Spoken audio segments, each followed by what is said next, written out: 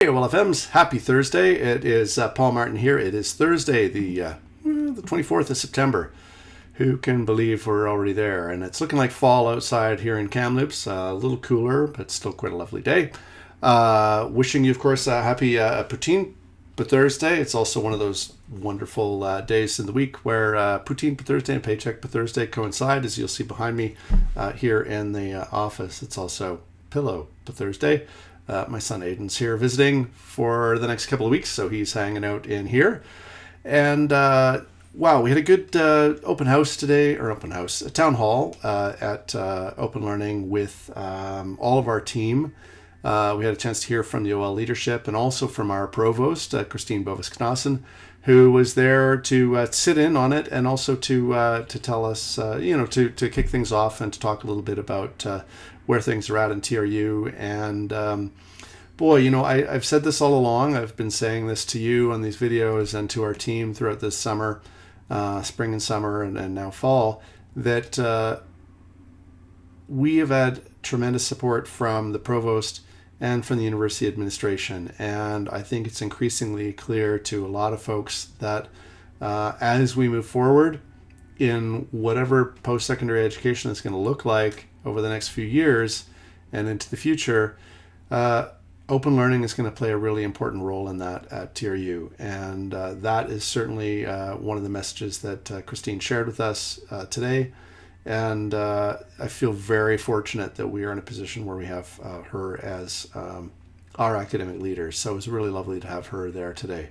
And she joined us also this afternoon as part of our leadership call. We had a chance to talk to her a little further. So lots of support coming from administration, and also recognition that our enrollments are going way up. That we have, enrollments are going up, demands on us are going up, but the resources are still the same. And so they are also hearing that loud and clear, and that is really important.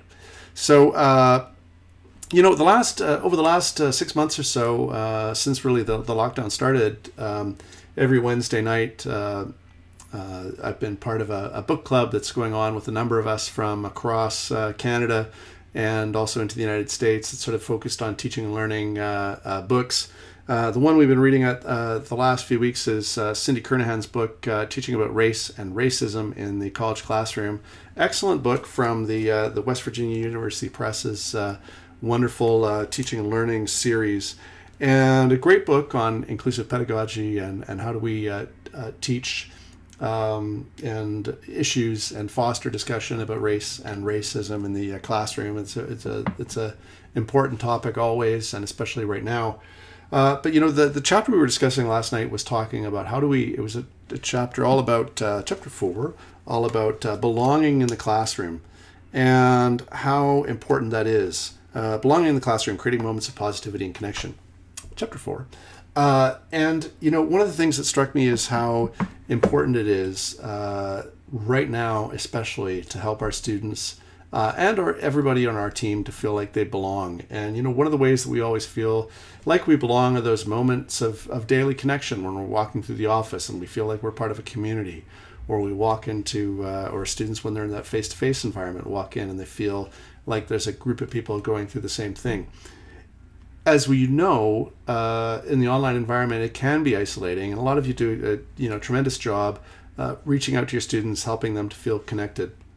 One of the things we've really observed at the university and at universities across the country, everybody I talk to everywhere, is saying that we're having more student complaints, faculty who are getting really upset and concerned about issues that would have been small a year ago, that they would have been able to deal with on their own. And the increased stress that we're all under is really manifesting itself in terms of our the volume and the types of email that we get from students, concerns from everywhere.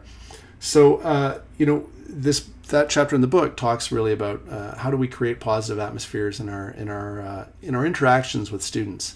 And of course, you're interacting with students all the time, and I think that it's just a good reminder to that our students are really struggling right now. And even if they don't say that they're struggling, even if it looks like they're getting all their work done, they are dealing with unprecedented times, just as we all are. And one of the things that we can do as OLFMs and as people in the open learning team is when we're interacting with students to be really mindful of this and to understand that sometimes student anxiety is coming from all of the things that they're dealing with right now and probably not even a lot to do with what's happening in their course.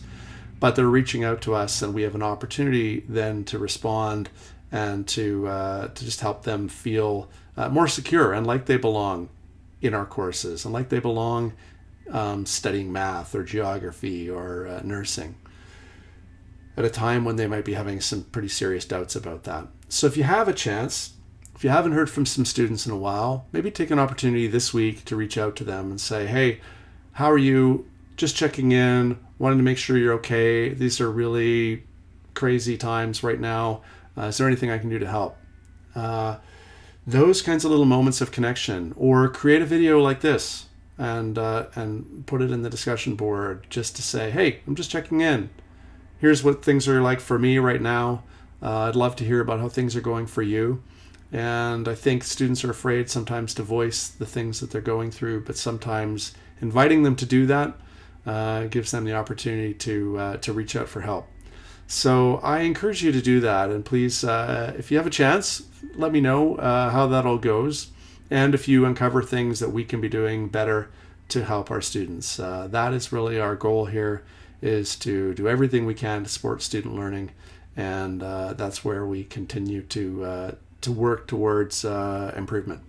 So that is me signing off for today. I hope you get a chance to, you should be really joining me in the Poutine per Thursday / Flatten Your Curves challenge,